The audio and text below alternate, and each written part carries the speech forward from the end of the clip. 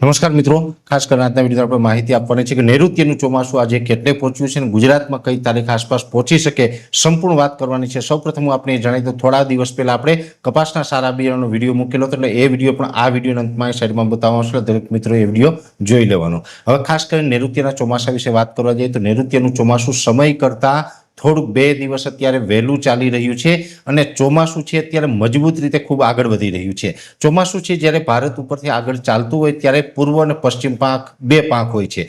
પશ્ચિમ પાંખ એટલે કે જે આપણો અરબ સાગર અને પૂર્વ પાંખ એટલે કે બંગાળની ખાડી તરફથી જે પૂર્વ પાંખ આગળ ચાલી રહી છે તે સમય કરતાં થોડીક લેટ ચાલી રહી છે।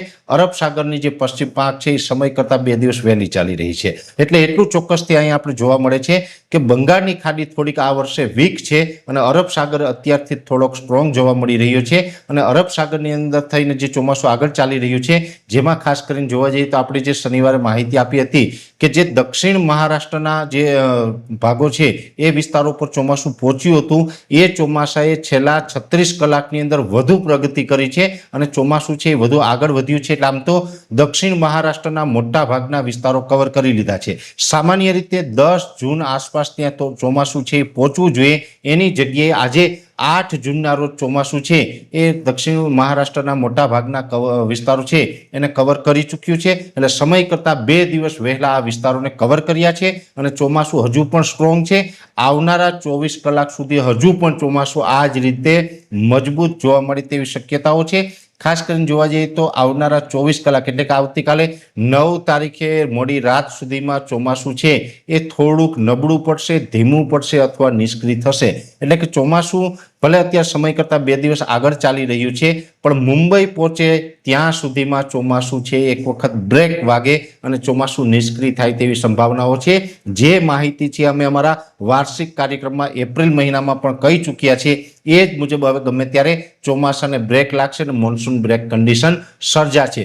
છતાં પણ ગુજરાતીઓએ ક્યાંય ચિંતા કરવાની જરૂર નથી, આપણે નિયત સમયે ચોમાસું આવે તેવા સંકેતો છે। એનું કારણ છે કે અત્યારે ગુજરાતની અંદર ગરમી અને તડકાનો જે માહોલ છે, આ ગરમી ઉકળાટ અને બફારો અત્યારે અસહ્ય થઈ રહ્યા છે। આજ મુજબની ગરમી ઉકળાટ રહેવાના છે પણ ચોમાસું ગુજરાતમાં પ્રવેશ કરે ત્યાં સુધી દક્ષિણ ગુજરાત અને સૌરાષ્ટ્રના છૂટા છવાયા ભાગમાં કોઈ એકલ દોકલ સેન્ટરમાં સામાન્ય ઝાપટા પડતા રહીએ એટલે કે પ્રી મોન્સૂન એક્ટિવિટી થતી રહીએ તેવું ચાલુ રહેવાનું છે। એ ચોમાસાનો પ્રવેશ થાય ત્યાં સુધી ચાલુ રહેવાનું છે અને ગુજરાતની અંદર ચોમાસાનો પ્રવેશ છે એ નિયત સમય થશે, કેમ કે આવતીકાલે 9 તારીખે મોડી રાતે અથવા તો 10 તારીખે ચોમાસાને બ્રેક લાગે તો માત્ર 2 દિવસ કે 3 દિવસની બ્રેક હશે।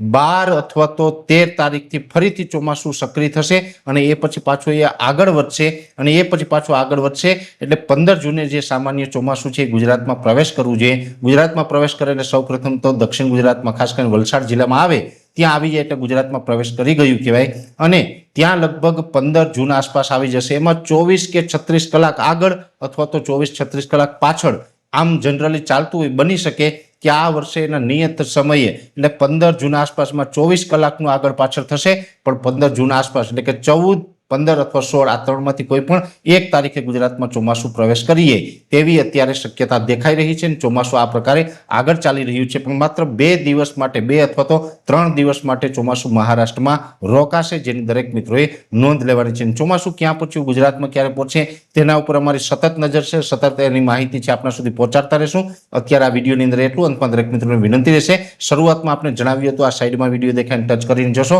એટલે કપાસના સારા બિયારણ વિશે સંપૂર્ણ માહિતી મળી જશે। આ વિડીયોને લાઈક આપીને દરેક ગ્રુપમાં શેર કરવો, યુટ્યુબને સબસ્ક્રાઇબ કરજો, સાથે ફેસબુક અને ઇન્સ્ટાગ્રામ આઈડીને ફોલો કરજો। નમસ્કાર।